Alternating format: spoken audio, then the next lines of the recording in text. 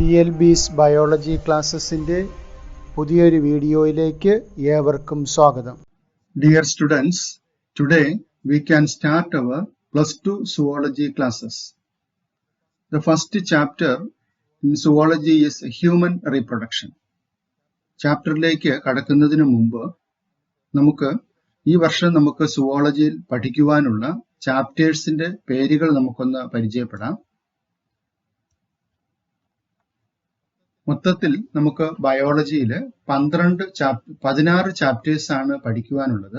അതിൽ 8 ചാപ്റ്ററുകൾ സുവോളജിയിലും 8 ചാപ്റ്ററുകൾ ബോട്ടണിയിലുമാണ് പഠിക്കുവാനുള്ളത്. സുവോളജിയുടെ chapters: chapter 3 human reproduction, chapter 4 reproductive health, chapter 5 principles of inheritance and variation, chapter 6 molecular basis of inheritance, chapter 7 evolution, then chapter 8 human health and disease, chapter 10 microbes in human welfare, chapter 15 biodiversity and conservation. ഇങ്ങനെ 8 ചാപ്റ്ററുകളാണ് നമുക്ക് സുവോളജിയിൽ പഠിക്കുവാനുള്ളത്. അതിൽ ആദ്യത്തെ chapter ആണ് human reproduction എന്ന് പറയുന്ന chapter. നമുക്കറിയാം, മനുഷ്യരെല്ലാവരും sexually reproducing organisms ആണ്. റീപ്രൊഡക്ഷൻ 2 ടൈപ്പിലുണ്ട് അല്ലെ? സെക്ഷുവൽ റീപ്രൊഡക്ഷനും ഉണ്ട്, അസെക്ഷുവൽ റീപ്രൊഡക്ഷനും ഉണ്ട്. സെക്ഷുവൽ റീപ്രൊഡക്ഷൻ എന്ന് പറയുമ്പോൾ എന്താണ്? മെയിൽ ഫീമെയിൽ ഗമീറ്റുകൾ കൂടിച്ചേർന്നിട്ടാണ് പുതിയൊരു ഓർഗാനിസം ഉണ്ടാകുന്നതെങ്കിൽ അതിനെ വിളിക്കുന്ന പേരാണ് സെക്ഷുവൽ റീപ്രൊഡക്ഷൻ അല്ലെ? ആ സെക്ഷുവൽ റീപ്രൊഡക്ഷൻ 2 രീതിയിൽ നടക്കുന്നുണ്ട്. ഓവിപാരസ് അനിമൽസും ഉണ്ടാകുന്നുണ്ട്, വിവിപാരസ് അനിമൽസും ഉണ്ടാകുന്നുണ്ട്. എന്താണ് അത് തമ്മിലുള്ള ഡിഫറൻസ്? ഓവിപാരസ് എന്ന് പറയുമ്പോൾ എഗ് ലേയിങ് അനിമൽസ് ആണ്. വിവിപാരസ് എന്ന് പറയുമ്പോൾ giving birth to their young, കുട്ടികളെ പ്രസവിക്കുന്ന അനിമൽസ് ആണ്.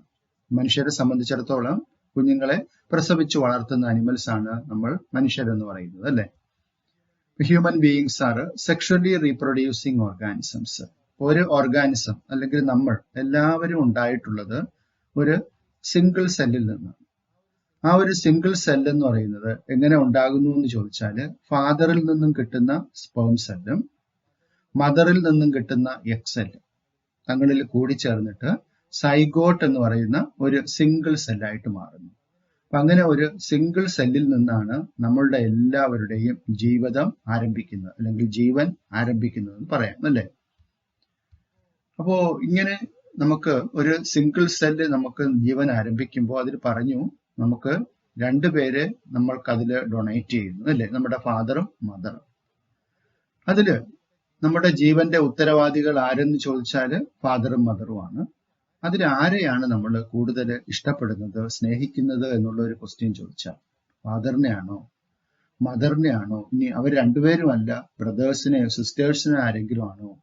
അല്ല, ഇനി അവരുടെ ആരുമല്ല, ടീച്ചേഴ്സിനെയാണോ നിങ്ങൾ ഏറ്റവും കൂടുതൽ സ്നേഹിക്കുന്നതെന്ന് ചോദിച്ചാൽ നിങ്ങൾ എന്ത് ഉത്തരമായിരിക്കും പറയുക?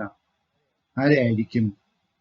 Yes, of course, the answer is mother അല്ലെ? അമ്മയെ തന്നെയാണ് നമ്മൾ ഏറ്റവും കൂടുതൽ നമ്മൾ ഇഷ്ടപ്പെടുന്നതും നമ്മൾ ഏറ്റവും കൂടുതൽ സ്നേഹിക്കുന്നതും അമ്മയെയാണ്. എന്താണ് കാരണമെന്ന് ചോദിച്ചാൽ, അമ്മയാണ് നമ്മളെ ശരിക്കും ജീവന്റെ ആദ്യമായിട്ടുള്ള ഒരു കണികയായിട്ട് നമ്മൾ അവിടെ അമ്മയുടെ വയറ്റിനകത്ത് രൂപം കൊള്ളുന്ന സമയം മുതൽ അതിന് ഒരു പൂർണ്ണ വളർച്ചയെത്തിയ കുഞ്ഞായിട്ട് മാറുന്ന സമയം വരെ നമ്മളെ സംരക്ഷിച്ച്, വയറ്റിനകത്ത് വെച്ച് സംരക്ഷിച്ച്, അതുപോലെ തന്നെ നൊന്ത് പ്രസവിച്ച് വളർത്തി വലുതാക്കുന്നത് എല്ലാത്തിൻ്റെയും പൂർണ്ണ ഉത്തരവാദി അല്ലെങ്കിൽ അതിന്റെ പ്രധാന ഉത്തരവാദി ആരെന്ന് ചോദിച്ചാൽ അമ്മയാണല്ലേ? അതുകൊണ്ടാണ് നമ്മൾ അമ്മയെ ഏറ്റവും കൂടുതൽ ഇഷ്ടപ്പെടുന്നത്. അപ്പൊ അമ്മയെ നമുക്ക് മനസ്സാൽ നമുക്ക് നമ്മുടെ അമ്മയെ നമിച്ചുകൊണ്ട് നമുക്ക് ഈ ചാപ്റ്റർ നമുക്ക് പഠിക്കുവാൻ ആരംഭിക്കാം. അപ്പോൾ ഒരു കുഞ്ഞിന്റെ ജനനം എന്ന് പറയുന്നത് ഉദ്ദേശം എത്ര സമയം എടുക്കുന്ന ഒരു പ്രോസസ്സാണെന്ന് ചോദിച്ചാൽ ഏകദേശം ഒരു 280 ദിവസം, അതായത് 9 മാസവും പിന്നെ കുറച്ച് ദിവസങ്ങൾ ചേരുന്ന ഒരു പ്രഗ്നൻസി പീരീഡാണ് ഹ്യൂമൻ ബീയിങ്സിനെ സംബന്ധിച്ചിടത്തോളം ഉള്ളത്. നമുക്കല്ലെങ്കിൽ അതിനെ ഒരു 40 വീക്സ് എന്ന് നമുക്ക് പറയാം. ആ ഒരു പ്രഗ്നൻസി പീരീഡ് ഹ്യൂമൻ ബീയിങ്സിനുണ്ട്. അപ്പൊ അത്രയും കാലയളവ് നമ്മുടെ അമ്മയുടെ ഗർഭപാത്രത്തിനകത്ത്, യൂട്രസിനകത്ത് വളർച്ചയുണ്ട്. അത് കഴിയുമ്പോൾ വളരെ വേദനയോടുകൂടെ നടക്കുന്ന ഒരു പ്രോസസ്സാണ് പാർച്ചുറിഷൻ അഥവാ ഡെലിവറി അഥവാ പ്രസവം എന്ന് പറയുന്ന പ്രോസസ്സ്. അപ്പോൾ ആ ഒരു പ്രോസസ്സിലൂടെയാണ് നമ്മൾ എല്ലാവരും ഭൂമിയിലേക്ക് പിറവിയെടുക്കുന്നത്. ഒരു കുഞ്ഞിന്റെ അമ്മയാകുക, അച്ഛനാകുക എന്ന് പറയുന്നത് ഒരു മനുഷ്യ ജന്മത്തിനെ സംബന്ധിച്ചിടത്തോളം പൂർണ്ണത കിട്ടുന്നത് അപ്പോഴാണ്. അപ്പോൾ ഈ ഒരു പ്രോസസ്സ് അതെങ്ങനെ നടക്കുന്നു, എന്തൊക്കെ പാർട്ടുകളാണ് ആ ഒരു പ്രോസസ്സിന് നമ്മളെ ഹെൽപ്പ് ചെയ്യുന്നത്, നമ്മുടെ ശരീരത്തിലുള്ള അടുത്ത ഒരു ജനറേഷനെ ഉൽപ്പാദിപ്പിക്കുവാൻ ആവശ്യമായിട്ടുള്ള പ്രോസസ്സുകൾ എങ്ങനെ നമുക്ക് നടക്കുന്നു, അതിനെന്തൊക്കെ പാർട്ടുകളാണ് അതിന് ഹെൽപ്പ് ചെയ്യുന്നത് എന്നതിനെ കുറിച്ചൊക്കെ ഉള്ള ഒരു പഠനമാണ് നമ്മൾ ഈ ഒരു ചാപ്റ്ററിൽ നടക്കുന്നത്. What are the events in reproduction? റീപ്രൊഡക്ഷനിൽ നടക്കുന്ന പ്രധാനപ്പെട്ട സംഭവങ്ങളെ നമുക്ക് ഇങ്ങനെ ക്രോഡീകരിക്കാം. First one, gametogenesis, formation of gametes. ഗമീറ്റ്സിന്റെ ഫോർമേഷൻ എന്ന് പറയുമ്പോൾ മെയിൽ ഗമീറ്റിനെ നമ്മൾ സ്പേം സെൽസ് എന്ന് വിളിക്കും, ഫീമെയിൽ ഗമീറ്റ്സിനെ നമ്മൾ എഗ് സെൽ എന്ന് വിളിക്കും. പുരുഷന്മാരിൽ നിന്നും ടെസ്റ്റിസ് എന്ന് പറയുന്ന ഓർഗനിലാണ് സ്പേം സെൽസിന്റെ പ്രൊഡക്ഷൻ നടക്കുന്നത്.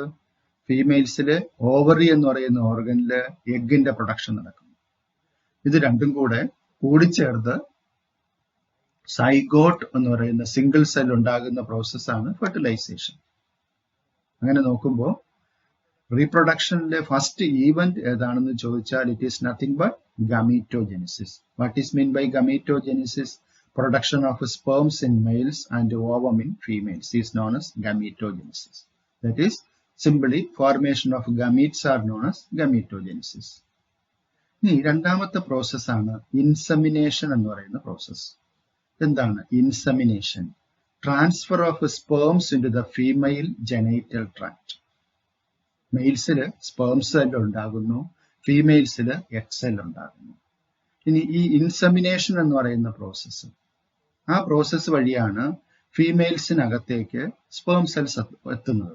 ശരിക്കും നമ്മൾ സെക്ഷൽ ആക്ടിവിറ്റി എന്ന് പറയുന്നത്, സെക്ഷൽ ഇന്റർകോഴ്സ് അല്ലെങ്കിൽ ലൈംഗിക ബന്ധം എന്ന് പറയുന്ന ഒരു പ്രോസസ്സ് നടക്കുമ്പോൾ മെയിൽസിന്റെ പെനിസ് എന്ന് പറയുന്ന ഓർഗൻ ഫീമെയിൽസിന്റെ വജൈനയ്ക്കകത്തേക്ക് കടത്തി ചെയ്യുന്ന ആ പ്രോസസ്സിനെയാണ് എന്താ പറയുക, ഇന്റർകോഴ്സ് അല്ലെങ്കിൽ സെക്ഷൽ ആക്ടിവിറ്റി എന്ന് പറയുന്നത്. അപ്പൊ ആ ഒരു പ്രോസസ്സ് നടക്കുമ്പോൾ മെയിൽസ് ഇജാക്കുലേറ്റ് ചെയ്യുന്നു.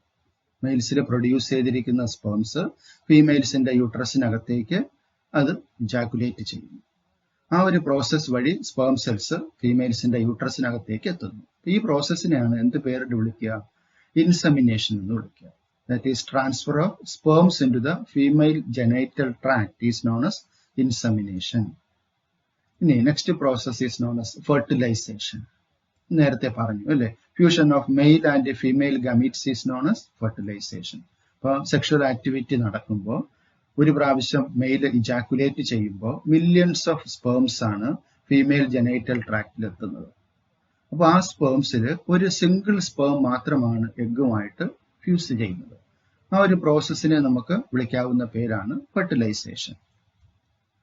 ഇനി നാലാമത്തെ process development of blastocyst. Fertilisation നടന്നു കഴിഞ്ഞാൽ അടുത്തെന്താ നടക്കുന്നതെന്ന് ചോദിച്ചാൽ ഫെർട്ടിലൈസ് ചെയ്ത സൈഗോട്ട് അത് ഡിവൈഡ് ചെയ്യുവാൻ ആരംഭിക്കും.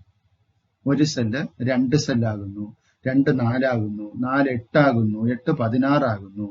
ഇങ്ങനെ 16 മുതൽ 32 വരെയുള്ള ഒരു സെല്ലിന്റെ സ്റ്റേജിലെത്തുമ്പോൾ ഒരു ബഞ്ച് ഓഫ് സെൽസ് ഇങ്ങനെ ഫോം ചെയ്യും. ആ ബഞ്ച് ഓഫ് സെൽസ് കുറച്ച് സമയം കഴിയുമ്പോഴത്തേക്കും ഒരു ക്യാവിറ്റി ഫോം ചെയ്തിട്ട് അത് ബ്ലാസ്റ്റോസിസ്റ്റ് എന്ന് പറയുന്ന ഒരു സ്ട്രക്ചറായിട്ട് മാറും. അപ്പൊ ഈ ഒരു സ്ട്രക്ചറായിട്ട് മാറുന്നതാണ് അടുത്ത stage, that is development of blastocyst. ഇനി നെക്സ്റ്റ് ഇംപ്ലാന്റേഷൻ. നേരത്തെ പറഞ്ഞ ബ്ലാസ്റ്റോസിസ്റ്റ് അത് യൂട്രസിന്റെ ഭിത്തിയിൽ അറ്റാച്ച് ചെയ്യുന്ന process. That is known as implantation. Attachment of blastocyst to the uterine wall is known as implantation. So, fertilisation നടന്നതിന് ശേഷം ബ്ലാസ്റ്റോസിസ്റ്റ് ഫോം ചെയ്യും. ഈ ബ്ലാസ്റ്റോസിസ്റ്റ് യൂട്രസിന്റെ ഭിത്തിയിൽ വന്ന് പറ്റി പിടിച്ചു വളരുവാൻ ആരംഭിക്കും. അപ്പൊ ആ ഒരു ഫിക്സേഷൻ ആ ഒരു പ്രോസസ്സ് അതിനെ വിളിക്കുന്ന പേരാണ് ഇംപ്ലാന്റേഷൻ എന്ന് വിളിക്കുന്നത്. ഇനി ഇംപ്ലാന്റേഷൻ കഴിഞ്ഞാൽ പിന്നെ എന്താണ്? പിന്നെ ഒരു ലോങ് പീരീഡ് ആണ്. That period is known as the gestation period. ഗർഭാവസ്ഥ, ഗർഭകാലം എന്ന് നമ്മൾ പറയുന്ന ആ ഒരു പ്രോസസ്സ്, ആ ഒരു പീരീഡ്. ആ പീരീഡിൽ എന്ത് നടക്കുന്നു? Development of embryo. എംബ്രിയോയുടെ ഡെവലപ്മെന്റ് നടക്കുന്നു. എംബ്രിയോയിൽ വിവിധ ഓർഗൻസ് ഒക്കെ ഡെവലപ്പ് ചെയ്യുന്നു. കൈകാലുകളൊക്കെ ഡെവലപ്പ് ചെയ്ത് ഒരു 9 മാസം കഴിയുമ്പോൾ 280 ദിവസം എത്തുമ്പോഴത്തേക്കും എന്ത് ചെയ്യുന്നു? ഒരു പൂർണ്ണ വളർച്ചയെത്തിയ കുഞ്ഞായിട്ട് മാറുന്നു. അടുത്ത സ്റ്റെപ്പ് അപ്പോൾ എന്തായിരിക്കും? പൂർണ്ണ വളർച്ച എത്തിക്കഴിഞ്ഞാൽ പിന്നെ എന്ത് ചെയ്യണം? അമ്മയുടെ വയറ്റിൽ നിന്നും കുഞ്ഞ് പുറത്തേക്ക് വരണം, അല്ലേ?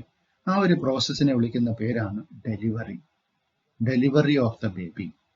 അമ്മയുടെ യൂട്രസിൽ നിന്നും വജൈന വഴി കുഞ്ഞ് പുറത്തേക്ക് വരുന്ന ആ ഒരു പ്രോസസ്സിനെ വിളിക്കുന്ന പേരാണ് ഡെലിവറി അഥവാ പാർച്യൂറിഷൻ.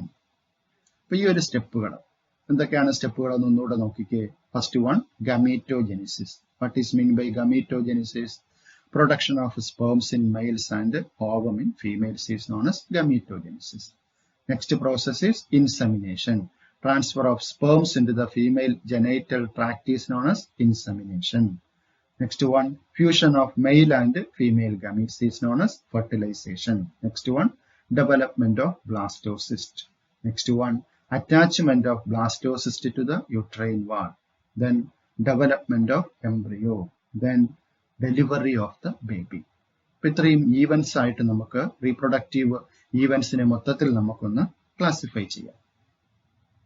ഇനി നമുക്ക് ഫസ്റ്റില് പുരുഷന്മാരുടെ ലൈംഗിക അവയവങ്ങളെ കുറിച്ച് മനസ്സിലാക്കാം. മെയിൽ റീപ്രൊഡക്റ്റീവ് സിസ്റ്റത്തിനെ കുറിച്ച് മനസ്സിലാക്കാം.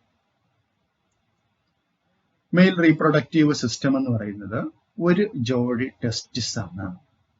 പ്രധാനമായിട്ടും ഒരു ജോഡി ടെസ്റ്റിസ് ആണ്. പിന്നെ അതോടൊപ്പം ആരൊക്കെയുണ്ട്?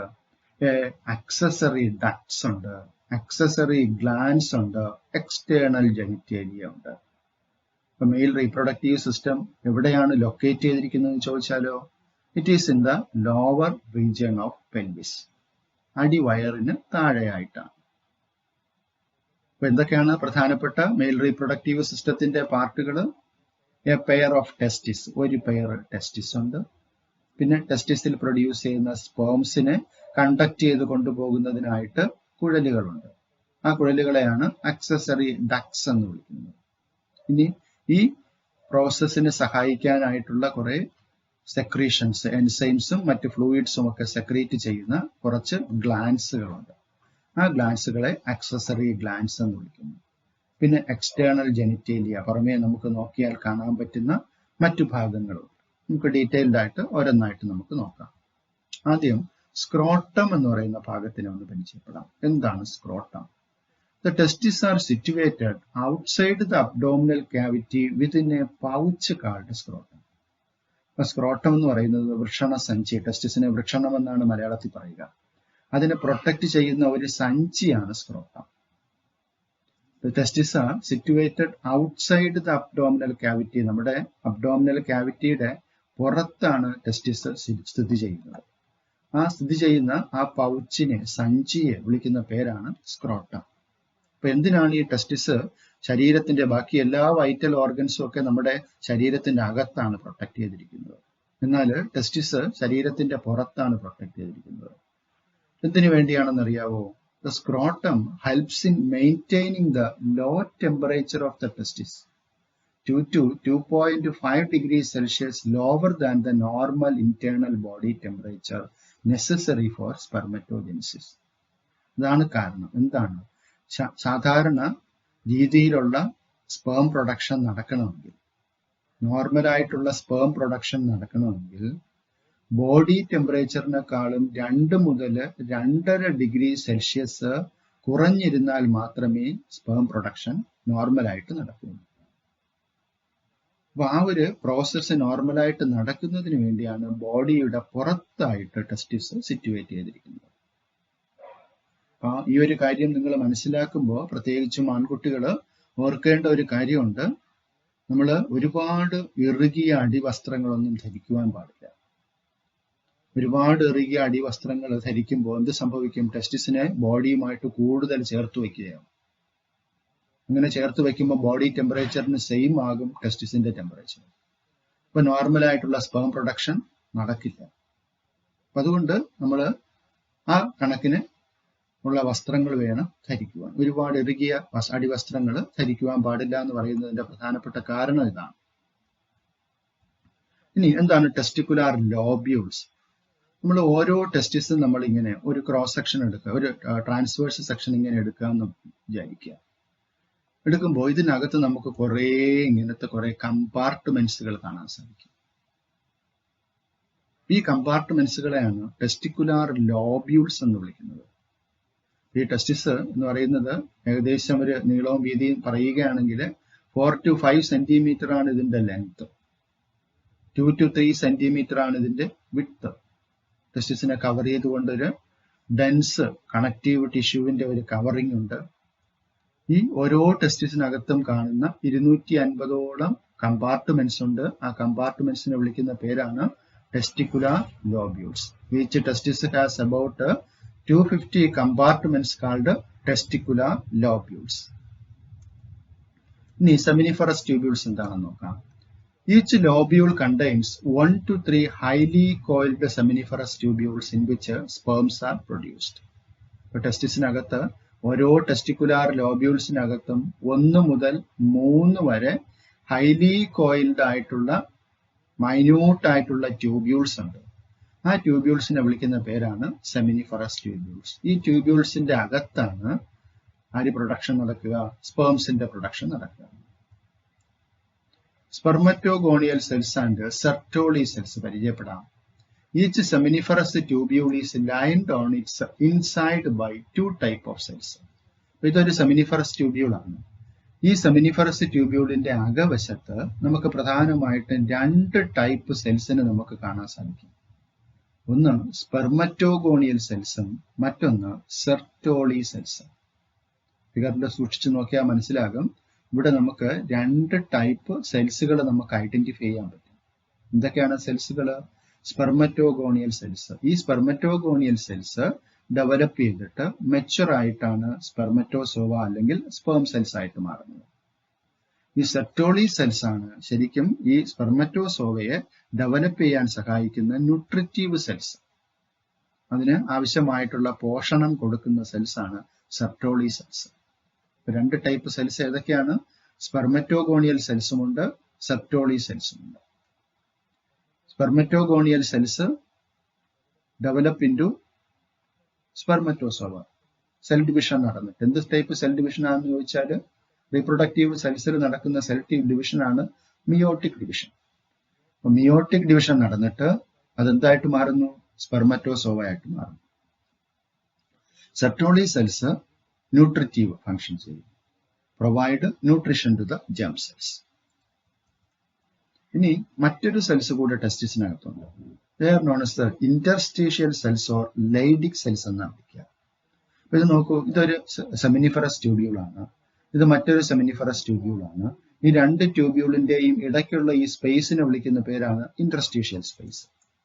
ഈ ഇന്റർസ്റ്റീഷ്യൽ സ്പേസിനകത്ത് കാണുന്ന സ്പെഷ്യൽ സെൽസ് ആണ് ഇന്റർസ്റ്റീഷ്യൽ സെൽസ് അഥവാ ലൈഡിക് cells.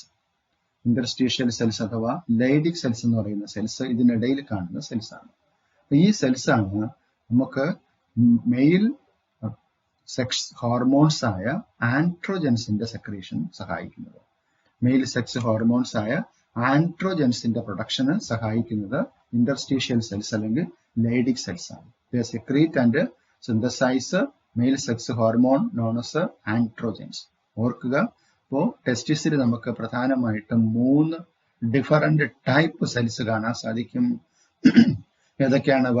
സ്പെർമറ്റോഗോണിയൽ cells, Sertoli cells, interstitial cells. Spermatogonial cells transforms into sperms or spermatozoa. Sertoli cells are nutritive cells.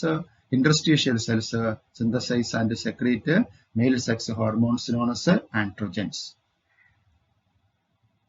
ഇനി എന്തൊക്കെയാണ് മെയിൽ സെക്സ് ആക്സസറി ഡക്ട്സ്, റീപ്രൊഡക്ഷനെ സഹായിക്കുന്ന ഡക്റ്റുകൾ ഏതൊക്കെയാണെന്ന് നോക്കാം.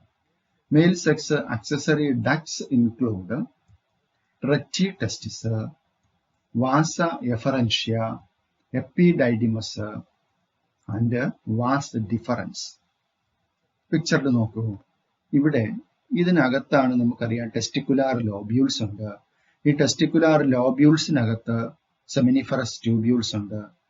ഈ സെമിനിഫറസ് ട്യൂബ്യൂൾസ് യുണൈറ്റ് ചെയ്തിട്ട് ഉണ്ടാകുന്ന ഒരു ട്യൂബ്യൂളാണ് റെറ്റി ടെസ്റ്റിസ് എന്ന് പറയുന്ന ഭാഗം.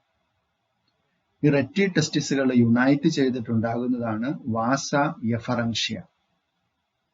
വാസ എഫറൻഷ്യ യുണൈറ്റ് ചെയ്തിട്ട് എപ്പിഡൈഡിമസ്. എപ്പിഡൈഡിമസിൽ നിന്നും അടുത്തൊരു സിംഗിൾ ട്യൂബായിട്ട് അത് പുറത്തേക്ക് വരും. That is known as vas deferens. ഒരു സൈഡിൽ ഒരു വാസ് ഡിഫറൻസ് ഉണ്ട്, മറ്റേ സൈഡിലും ഒരു വാസ് ഡിഫറൻസ് ഉണ്ട്. ഈ രണ്ട് വാസ് ഡിഫറൻസും കൂടെ വന്ന് ചേർന്നിട്ട് ഒരു സിംഗിൾ ട്യൂബ്യൂൾ ആയിട്ട് മാറും. ആ സിംഗിൾ ട്യൂബ്യൂൾ ആണ് പിന്നെ യുറീത്രയായിട്ട് പുറത്തേക്ക് വരുന്നത്. നോക്കൂ, the seminiferous tubules of the testis open into the vasa efferentia through reti testis. Seminiferous tubules vasa എഫറൻഷ്യയിലേക്ക് ഓപ്പൺ ചെയ്യുന്നു. ഏത് വഴി? റെറ്റി ടെസ്റ്റിസ് വഴി ഓപ്പൺ ചെയ്യുന്നു. The vasa efferentia leave the testis and open into epididymis. എപ്പിഡൈഡിമസിലേക്ക് open ചെയ്യുന്നു along the posterior surface of each testis. The epididymis leads to vas deferens that ascends to the abdomen and loops over the urinary bladder. Epididymis അടുത്ത് എവിടത്തേക്ക് വരുന്നു? Was ഡിഫറൻസിലേക്ക് വരുന്നു. Vas deferens എന്ത് ചെയ്യുന്നു? ഇവിടെ urinary ബ്ലാഡറിന്റെ അടുത്തെത്തിയിട്ട് അതിനെ ചുറ്റിയിട്ട് എന്ത് ചെയ്യുന്നു? ഇവിടെ ഒറ്റ ട്യൂബായിട്ട് പുറത്തേക്ക് വരും. It receives a duct from seminal vesicle and opens into urethra as the ejaculatory duct. ഒരു സിംഗിൾ ejaculatory duct ആയിട്ട് അത് പുറത്തേക്ക് വരുന്നു. These duct store and transport the sperms from the testis to the outside through urethra. ഈ duct എന്ത് ചെയ്യുന്നു? ഈ സ്പേംസിനെ temporary ആയിട്ട് സ്റ്റോർ ചെയ്ത് വെക്കുകയും പിന്നെ അത് പുറത്തേക്ക് കൊണ്ടുവരികയും ചെയ്യുന്നു. യുറീത്ര വഴി പുറത്തേക്ക് കൊണ്ടുവരികയും ചെയ്യുന്നു. The urethra originates from the urinary bladder and extends through the penis to its external opening called urethral meatus. Urethral meatus എന്ന് പറയുന്ന ഈ ഭാഗം പുറത്തേക്ക് തുറക്കുന്ന കുഴലിനെ വിളിക്കുന്ന പേരാണ് urethral meatus. അതുവഴി പുറത്തേക്ക് വരുന്നു. അപ്പൊ അതിന്റെ ഒരു ഫ്ലോ ചാർട്ട് നമ്മളൊന്ന് പരിശോധിച്ച് നോക്കിയാൽ സെമിനിഫറസ് ട്യൂബ്യൂൾസിൽ നിന്നും അടുത്ത് റെറ്റി ടെസ്റ്റിസിലേക്ക് വരുന്നു. റെറ്റി ടെസ്റ്റിസിൽ നിന്നും വാസ എഫറൻഷ്യയിലേക്ക് വരുന്നു. വാസ എഫറൻഷ്യ എപ്പിഡൈഡിമസ്, എപ്പിഡൈഡിമസ് വാസ് ഡിഫറൻസ് അടുത്ത് രണ്ടും കൂടെ വന്ന് ജോയിൻ ചെയ്തിട്ട് ഇവിടെ ഒരു സിംഗിൾ ഇജാക്കുലേറ്ററി ഡക്റ്റ് ഫോം ചെയ്യുന്നു. അത് കഴിഞ്ഞിട്ട് ഇവിടെ യുറീത്രയിലേക്ക് വരുന്നു. യുറീത്ര പുറത്തേക്കുള്ള ഓപ്പണിങ്ങിനെ വിളിക്കുന്ന പേരാണ് യുറീത്രൽ മീറ്റസ്. ഇനി പെനിസ് എന്ന് പറയുന്ന ഓർഗനെ പരിചയപ്പെടാം. The penis is the male external genitalia. Male external ജെനിറ്റേലിയയിൽ വരുന്ന ഭാഗമാണ് പെനിസ് എന്ന് പറയുന്നത്. ഈ പെനിസിനെ സംബന്ധിച്ച് പറയുമ്പോൾ it is made up of a special tissue that helps in erection of the penis to facilitate insemination. Insemination എന്ന് പറയുന്ന പ്രോസസ് നേരത്തെ സൂചിപ്പിച്ചു അല്ലെ. ഇപ്പൊ ഫീമെയിൽസിൽ ആ സെക്ഷൽ ആക്ടിവിറ്റി ലൈംഗിക ബന്ധം നടക്കുമ്പോൾ മെയിൽസിന്റെ ഈ പെനിസ് എന്ന് പറയുന്ന ഭാഗം ഫീമെയിൽസിന്റെ വജൈനയ്ക്കകത്തേക്ക് ഇൻസേർട്ട് ചെയ്ത് ചെയ്യുന്ന പ്രോസസ്സാണ്. ആ ഒരു സെക്ഷൽ ആക്ടിവിറ്റിയാണ് ഇന്റർകോഴ്സ് എന്ന് വിളിക്കുന്നത്. അപ്പൊ ആ ഒരു പ്രോസസ്സ് നടക്കണമെന്നുണ്ടെങ്കിൽ പെനിസ് ഇറക്റ്റ് ആയിട്ട് നിൽക്കണം. ഇറക്റ്റ് ആയിട്ട് നിൽക്കണമെന്നുണ്ടെങ്കിൽ ഇതിലേക്ക് ധാരാളം ബ്ലഡ് പമ്പ് ചെയ്യപ്പെടും. അതായത് ഒരു സെക്ഷൽ ഒരു ഉദ്ദീപനം ഉണ്ടാകുമ്പോഴത്തേക്കും ഈ പെനിസിനകത്തേക്ക് ബ്ലഡ് അകത്തേക്ക് ധാരാളമായിട്ട് എത്തിച്ചേരുകയും പെനിസ് ഇറക്റ്റ് ആയിട്ട് മാറുകയും ചെയ്യും. സെക്ഷൽ ആക്ടിവിറ്റി ഇൻസെമിനേഷൻ ചെയ്യുന്നതിന് വേണ്ടി പെനിസ് ഇറക്റ്റ് ആയിട്ട് മാറും. അതിന് കണക്കാക്കിയുള്ള ഒരു സ്പെഷ്യൽ ടിഷ്യൂ ആണ് ഇതിനകത്തുള്ളത്. The enlarged end of penis is called glans penis. ഈ ഭാഗത്തിനെ വിളിക്കുന്ന പേരാണ് glans penis. And it is covered by loose fold of skin called foreskin. ഇതിനെ കവർ ചെയ്തുകൊണ്ട് കാണുന്ന ഒരു ലൂസ് സ്കിൻ ഉണ്ട്. ആ സ്കിന്നിനെ വിളിക്കുന്ന പേര് ഫോർസ്കിൻ എന്നാണ് വിളിക്കുക. മെയിൽ ആക്സസറി ഗ്ലാൻസുകൾ ഏതൊക്കെയാണെന്ന് നോക്കാം. Paired seminal vesicles, a prostate, a paired bulbourethral glands. ഇപ്പൊ പ്രധാനമായിട്ടും 3 ഗ്ലാൻസുകളാണ് മെയിൽ ആക്സസറി ഗ്ലാൻസ് എന്ന് വിശേഷിപ്പിക്കാവുന്നു. ആരൊക്കെയാണ്? സെമിനൽ വെസിക്കിൾ എന്ന് പറയുന്നത് ഇവിടെ 2 സെമിനൽ വെസിക്കിൾസ് ഉണ്ട് അല്ലെ, ഒരു പെയർ സെമിനൽ വെസിക്കിൾസ് ഉണ്ട്. പിന്നെ ഇവിടെ ഒരു സിംഗിൾ പ്രോസ്റ്റേറ്റ് ഗ്ലാൻഡ്, ഒരു പ്രോസ്റ്റേറ്റ് ഗ്ലാൻഡ് ഇതിങ്ങനെ മൊത്തത്തിൽ കവർ ചെയ്ത് വരുന്ന ഒരു ഗ്ലാൻഡ് ആണ്, സിംഗിൾ ആയിട്ടുള്ള ഗ്ലാൻഡ് ആണ് പ്രോസ്റ്റേറ്റ് ഗ്ലാൻഡ്. പിന്നെ ഇവിടെ 2 ചെറിയ ഒരു പെയർ ബൾബോ യുറീത്രൽ ഗ്ലാൻസ് ഉണ്ട്. ബൾബോ യുറീത്രൽ ഗ്ലാൻസ് എന്തൊക്കെയാണ്? സെമിനൽ വെസിക്കിൾ ഉണ്ട്, പ്രോസ്റ്റേറ്റ് ഗ്ലാൻഡ് ഉണ്ട്, ബൾബോ യുറീത്രൽ ഗ്ലാൻഡ് ഉണ്ട്. ഈ 3 ഗ്ലാൻഡിന്റെയും കൂടെ സെക്രീഷനെ മൊത്തത്തിൽ വിളിക്കുന്ന പേരാണ് സെമിനൽ പ്ലാസ്മ. ഇവയുടെ മൊത്തത്തിലുള്ള സെക്രീഷൻസിനെ വിളിക്കുന്ന പേരാണ് സെമിനൽ പ്ലാസ്മ. ഈ സെമിനൽ പ്ലാസ്മ എന്ന ഫ്ലൂയിഡിലാണ് ഈ മെയിൽ റീപ്രൊഡക്റ്റീവ് സെൽസ് ആയ സ്പേം സെൽസ് കാണുന്നത്. Secretion of these glands constitute the seminal plasma, which is rich in fructose, calcium and certain enzymes. എന്തൊക്കെയുണ്ട് അതിനകത്ത്? ഫ്രക്ടോസ് എന്ന് പറയുന്ന ഒരു ഷുഗർ ഉണ്ട്, കാൽഷ്യം അയോൺസ് ധാരാളം ഉണ്ടാകും, അതുപോലെ തന്നെ ഫെർട്ടിലൈസേഷന് സഹായിക്കുന്ന കുറെ എൻസൈംസും ഇതിനകത്തുണ്ടാകും. ആക്സസറി ഗ്ലാൻസുകൾ എന്ന് പറയുന്നത് seminal vesicle, prostate, bulbourethral glands. Bulbourethral ഗ്ലാൻസിന്റെ സെക്രീഷൻസ് പെനിസിന്റെ ഒരു ലൂബ്രിക്കേഷനും സഹായിക്കുന്ന സെക്രീഷൻസ് പ്രൊഡ്യൂസ് ചെയ്യുന്നുണ്ട്. The secretions of bulbourethral glands also helps in the lubrication of the penis. പെനിസിന്റെ ലൂബ്രിക്കേഷൻ, സെക്ഷൽ ആക്ടിവിറ്റി നടക്കുമ്പോൾ പെനിസിന് ഒരു ലൂബ്രിക്കേഷൻ കൊടുക്കുന്നതിനും ഈ bulbourethral glandsന്റെ സെക്രീഷൻസ് സഹായിക്കുന്നുണ്ട്. ഇപ്പൊ 3 ഗ്ലാൻഡിന്റെയും പേരുകൾ മനസ്സിലാക്കിയല്ലോ. ഒരു പെയർ സെമിനൽ വെസിക്കിൾസ്, ഒരു prostate gland, A pair of bulbourethral glands. ഇത്രയും കാര്യങ്ങളാണ് മെയിൽ റീപ്രൊഡക്റ്റീവ് ഓർഗൻസിനെ കുറിച്ച് മനസ്സിലാക്കുവാനുള്ളത്. തുടർന്നുള്ള ഭാഗങ്ങൾ നമുക്ക് അടുത്ത വീഡിയോയിൽ ഡിസ്കസ് ചെയ്യാം. For video lessons, please subscribe TLP's biology classes. Thank you.